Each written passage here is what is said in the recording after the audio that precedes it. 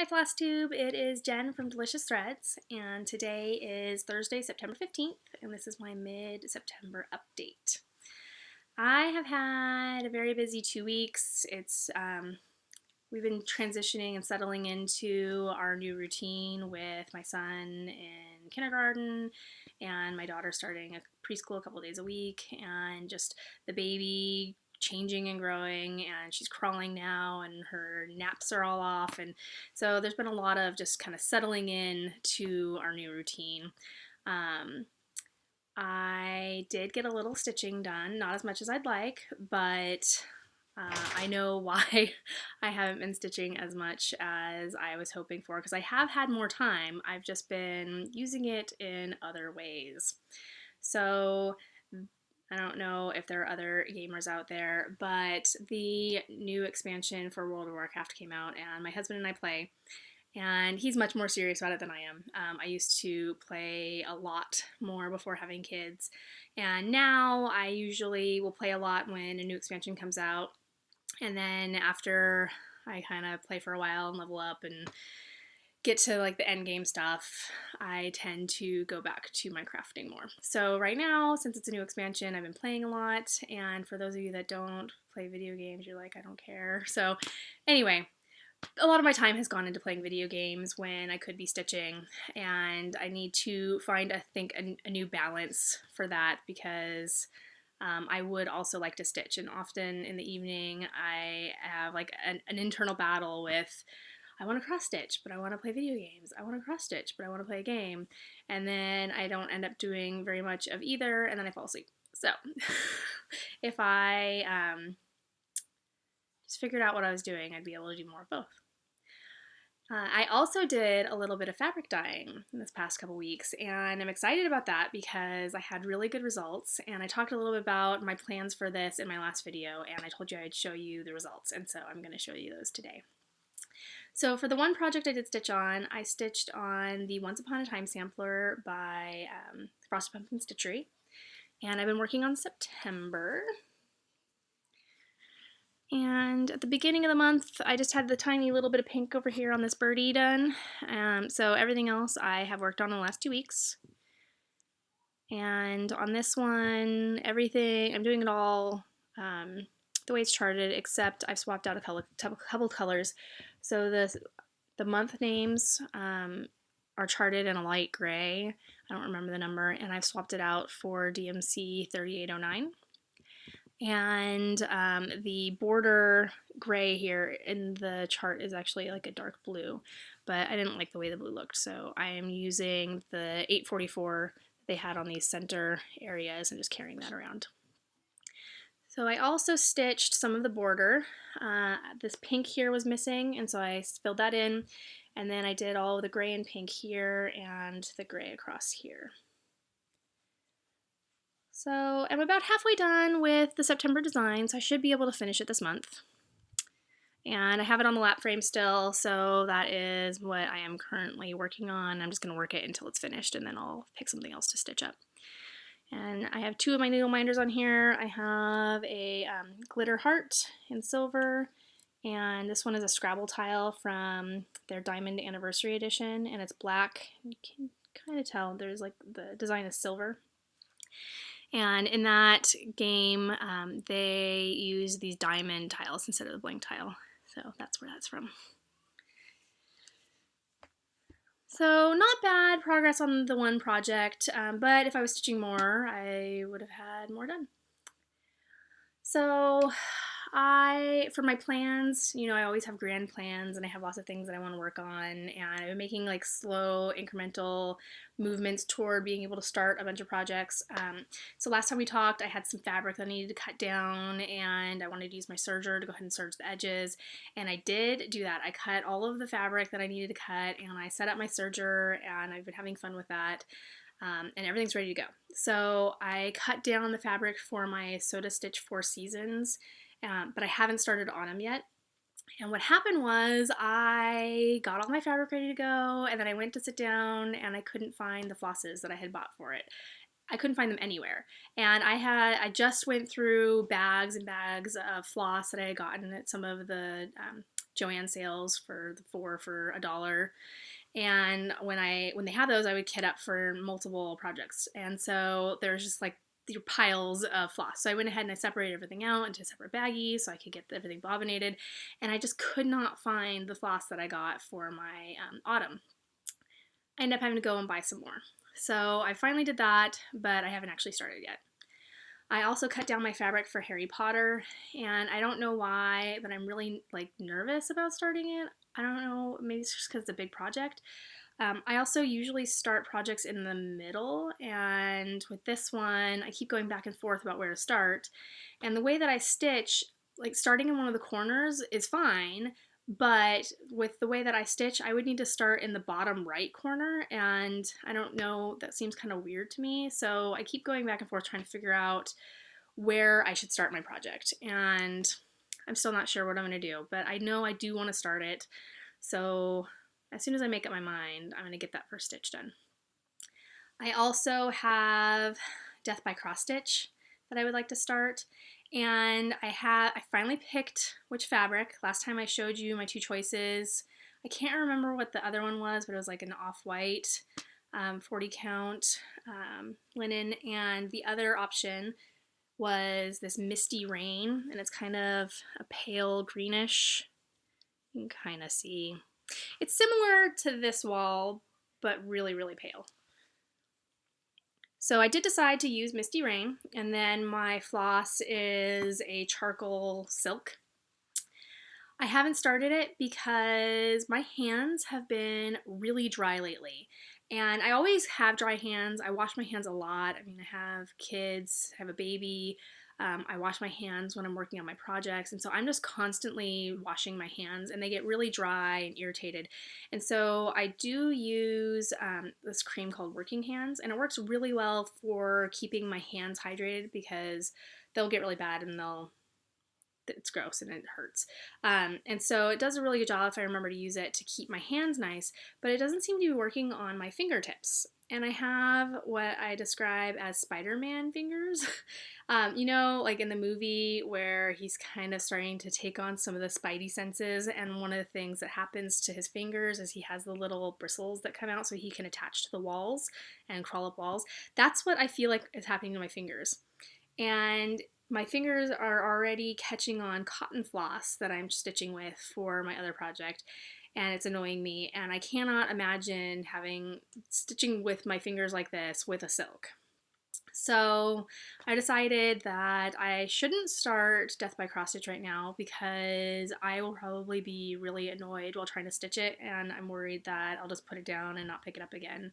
Or just the idea of being frustrated while stitching, which is something you're supposed to enjoy, isn't appealing to me. So I'm waiting on that one for now. If anybody has tips for how to make your fingertips smoother, other than like filing them, because I'm not going to do that, or, you know, burning them so you have no fingertips, I don't know. Yeah, I don't know. If you have any ideas, let me know. National parks. I talked about the National Parks Stitch Along by Frosted Pumpkin Stitchery, and I showed a picture last time, so here's that picture again.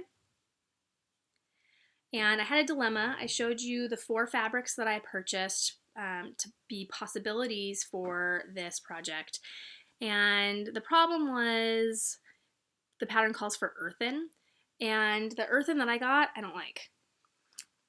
It looks nothing like the example picture on the pattern. It looks nothing like the fabrics that people are showing in their pictures that for their projects that they're showing online. And so I don't know if this is just an older batch and so it's different or what. It actually matches the description that the Picture This Plus website has. They describe earthen as like terracotta color, and that's what this looks like to me. It's definitely kind of like a pinky orangey brown. I don't like it. And like I said, it doesn't look anything like the fabric that they chose for this project.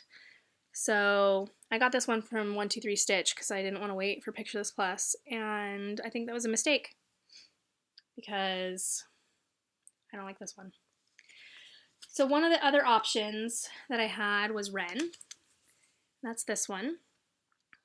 And if you remember, I had posted on Stitch Mania kind of a poll asking about those 4 fabrics, and Ren was, I think, definitely the winner.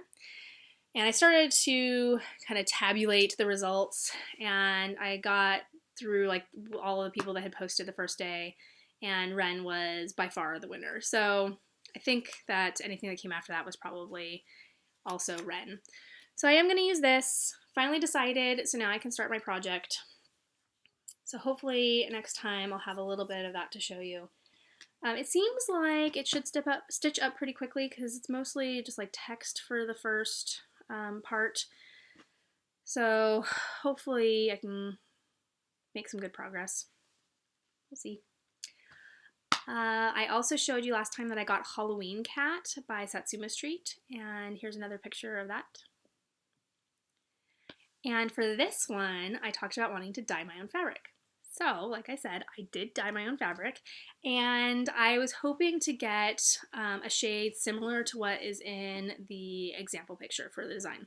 And she used, I think, 30 count linen in periwinkle. So periwinkle, bluish purple or purpley blue. So that's what I was going for. And what I do, I use RIT, the liquid RIT, to dye my fabrics, and I've talked about this before. I think the last time I dyed some fabric when I did the low immersion dyeing, and I mentioned that you could download a PDF file that they have on their website, on the RIT website, that has the formulas for a bunch of different colors. So they tell you like which colors to mix together and in what amounts and how much water to use to get a certain result.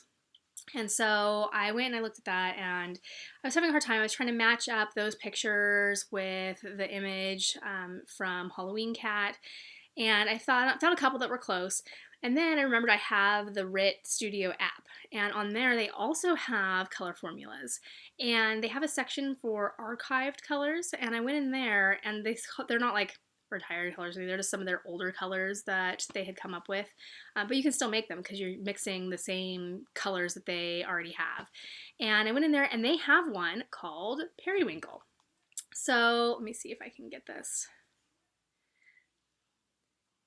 So I was like, that is probably the perfect color. So that's what I was attempting to get. I followed their formula, and it seems like when I follow it, it's not quite right. It's either too dark because they're hoping for more saturation, or I tend to have it be too light. So I have to tweak it a little bit. And when I do my dye bath, I'll usually use some like testing fabric to see what it's going to look like before I dye my actual fabric, so I can adjust colors. And this time I actually cut 2 pieces of fabric because I wanted to make sure I had an extra one in case things didn't turn out the way I wanted them to. So for the first dye bath, I followed their instructions, and then I used more water than they said. So that could be why I got a result that wasn't quite right. But this is what I got.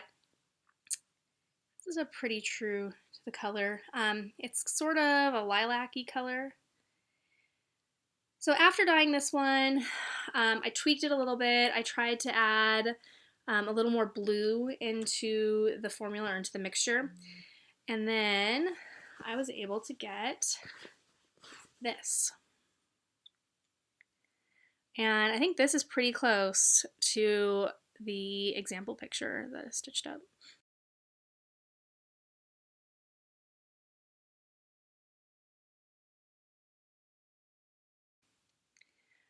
And I added quite a bit of blue. And actually on this one, one thing that I did do was I dyed this one twice.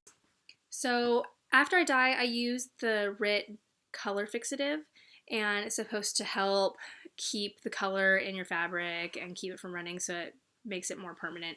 And so I did do that, and I actually washed this one in the washing machine after, because after I dye and I squeeze it all out and it runs clear, I also washed mine in the washer. And as you can see, after going through a wash cycle, it's still pretty dark, so I think it's in there. But what I did after the first wash was, after I washed it, it looked more like this again, even though what I got was kind of dark like this. So what I did was I dyed it a second time, and then I got this darker color. And what I've noticed is that if you put it in the dye fixative and then you dye the fabric again, you end up with richer, darker colors and that stay instead of washing out. So I'm really happy with the way this came out. Like I said, I think it's pretty close to what they did in the example. It looks pretty purple here, but it's actually not super purple. So I am planning to use this for Halloween Cat. I was planning to have already started too, but I just hadn't gotten to it yet, and it's kind of nice to show you the fabric without a bunch of stuff on it yet. So next time I'm hoping to have some progress on this to show you. I got a couple new patterns. The first one was CloudsFactory's Hocus Pocus cat spell, and I'll put a picture of that here. And this one I've actually eyed for a while, and I saw Coffee Stitcher stitching it and Stitcherista stitching it, and I finally just decided to go ahead and get it. So I bought that recently, and I would like to start it for this Halloween just because I'm like in the Halloween spirit, I think. Like I'm thinking Halloween-y stuff. And I know that I probably won't finish Halloween Cat and the Hocus Pocus cat spell before Halloween, and even if I did, I probably won't have a chance to fully finish those items or frame them or do whatever I'm going to do. But I like kind of stitching things in the season or to kind of gear up for these holidays. So it would be nice to be able to work on those right now. And I decided that I want to use the purple fabric. Probably goes this way. So the first fabric that I dyed, and the pattern does have some purple in it, but I did a little floss toss on this fabric, and it seems like all of the colors in that pattern will be able to pop on this. I have to double check my math to make sure that it'll actually fit on here and I'll have enough room to do framing or whatever I'm going to do for finishing it, but I think it's going to work. Oh, also, when dyeing fabrics, Monaco cloth is what I used, and it's 100% cotton, so it does shrink if you're using hot water, and I use like really hot water when I dye. And I measured it afterwards, and my 28 count went to like a 30 count. So for Halloween Cat, that's perfect, because I think that's what the pattern calls for. I can't remember for Hocus Pocus. It might also count for, or it might also ask for 30 or 32 count. But just a thing to keep in mind if you're dyeing your own fabric. And as long as you've cut the piece big enough with the 28 count, when it shrinks, it'll still be big enough for your pattern and working extra fabric around the outside for finishing. So I got a couple other patterns. So again, like I said, I've been in the Halloween spirit, and I got a couple ink circles patterns. So they have their mandalas, and they have a set of 4 Halloween inspired ones. And the first one is a spirited mandala. It has like pumpkins and ghosts. And the second one is wings and things. There's a spider web in the middle and some skull and crossbones. It looks like some bats and pumpkin heads. Some ravens in the corner there. Fire Burn and Cauldron Bubble. So this is the witch inspired one, and they have, I think those are supposed to be black cats. I'm not positive though. And the last one is a ghostly mandala. And this one was in a cross stitch magazine. I don't remember which one or when. There's somebody on eBay that's selling the torn out pattern if you want it for $3. But I decided to go ahead and get the actual pattern, especially because I was going to have all the other ones. And where did I put the first one? I'm missing, oh, it slid under the ottoman. So if you look at the fabrics on these, they're really pretty. And I am thinking about maybe dyeing my own. I might keep similar colors. I think I'll stitch them all in black. On these, it looks like they're stitched with at least some variegated threads. So I might dye my own fabric though and just stitch them all in black. And on this one, it's stitched on white fabric with a variegated floss. And like I said, I prefer to just stitch it in black. So what I think I might do for dyeing on this one is do maybe like a light gray or like a mottled white and gray and see how that looks. So I probably won't start these for this year, but I like Halloween all the time, so I might not wait until next Halloween time to start it. But it gives me some more fabric to dye and to have fun with. The last new pattern or project that I got is Tempting Tangles Welcome Stitch Along, or Welcome Sal. And this one, it's done through a Facebook group, and there are 16 parts, but each part is small. Each part is only like 30 by 30, or I think 31 by 31. And a new part's going to come out every 3 weeks, so it's going to take almost a full year to get all of the pieces, but each piece is small, so you should be able to stitch it up pretty quickly or fit it in between other projects, or even if you have other things you're working on, it shouldn't take up too much time if you wanted to do that. And also, if you've never participated in a SAL before, this might be a good one to start with because it's smaller. And to participate in the SAL, you can go to the Tempting Tangles Facebook page, and I'll put a link down below for that. And you send them $5 through PayPal, and they invite you to the Stitch Along group. And then within the group, they have the file for the first section already up. And a bunch of people have already stitched it. You've probably seen pictures on Facebook and some of the other stitching groups. If you haven't seen it yet, I'm going to put a picture of it right now. And that is the example stitch from the company. But people are stitching in all kinds of colors, on all kinds of different fabrics. People are doing, like, modifying the stitches, so they're not just cross stitches, and there are some really amazing projects in there. I am probably going to stitch it on white, and I've pulled some of my threads. I don't actually have all of them. I think I have every color DMC, but they're probably in other kitted up projects. So after I started pulling them, I started seeing people using like variegated threads and over dyes and hand dyes. I was like, maybe I should dye my own thread for this project. So I'm thinking about that. I haven't decided yet. The other idea might be to use one of the Pictures Plus fabrics that I showed you last time that I am not using for national parks. Maybe the blue one, Ariel, I think is what it was. Or even the green one would work. I don't know. I'll have to close that again. I'm not sure it'll fit. But I'll look. So I might just do a dyed fabric and then the regular flosses. I haven't decided yet. So I'm hoping that I'll have that done. Again, like I said, it's going to be a really quick stitch. So if you want to join, the information's down below. Let's see, I got a couple things. Haul, other than patterns, I did get quite a few patterns, but haul, I was actually pretty good this month. So I was at the store and I had a coupon that I didn't have anything to use, or I wasn't going to use it on anything because everything else I was getting was on sale. But I went ahead and I got some silver perforated paper. And I don't actually have a plan for this right now, specific plan at least, but I'm thinking that it might be fun to stitch some Christmas ornaments on. So I have this.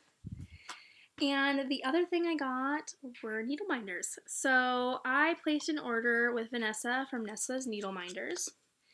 And the one I ordered was this road sign, and it has Emerald City, Wonderland, Camelot, Sherwood Forest, and Never Neverland.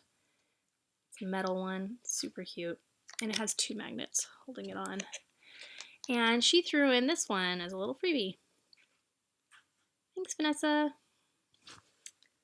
So I like to support other needle minder companies too, and if I see something cute, I gotta get it. So that's actually all I got. Not bad, right? I had one other thing I want to talk about. So I keep forgetting to mention this. In one of my other videos, I talked about having gotten some John James needles because everybody was raving about the John James Petites and how they love stitching with them, and then the John James Petites that were gold-plated and how amazing they were. And so I decided I wanted to give them a try and see if I liked them, because I've always stitched with bone. I've stitched with DMC and stuff before, but I usually use Bowen ones, and I love Bowen, but I figured, oh, if the people are raving about them, I should give them a try. I didn't like them.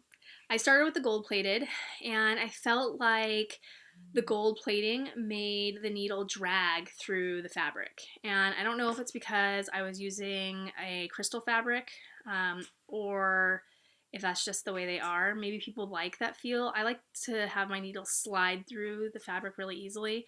And so it just felt really bizarre to me, and I tried a few times and I didn't like it.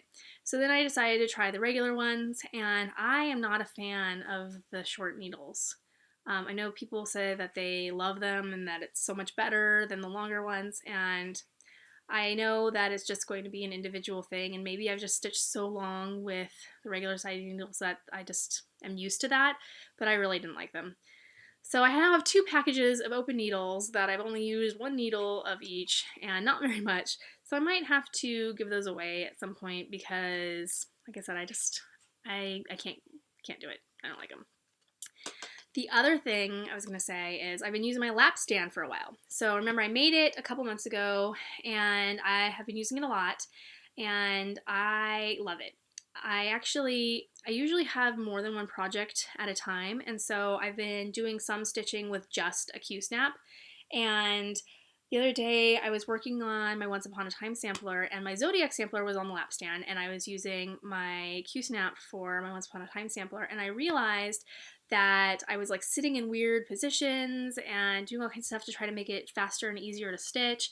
And I like told myself, why am I doing that? I could put it on my lap frame and then I could stitch two-handed and my neck wouldn't be hurting me and I wouldn't be like a contortionist on the couch trying to figure out if I can like prop it up on my knee so I could stitch two-handed. So I put it on my lap frame and it was like a miracle. It makes it so much easier. So loving my lap frame. If you remember, I used Pam Reed's instructions, and you might notice a difference if you watch my other video. In my original video, I talked about how I added an extra crossbar on the bottom here to give it more stability, and I decided to take that out. So I actually just did this the other night. And with the longer one, it did feel like it fit my lap fine, but I noticed that it was sliding a little bit, like I think my stomach was hitting it when I would lean forward, and then that made it so it was less stable. So I pulled off my crossbar, and I feel like it's working better for me. So just a thought, if you followed my instructions, you might want to try without the crossbar or just follow Pam's regular instructions because it works really nicely. That's about it. My 2 of the kiddos are napping right now, so I'm going to try to take advantage of some of this quiet time to get some stitching done. I will be back at the end of the month with another update. I'm hoping to have a lot to show you, and until then, happy stitching.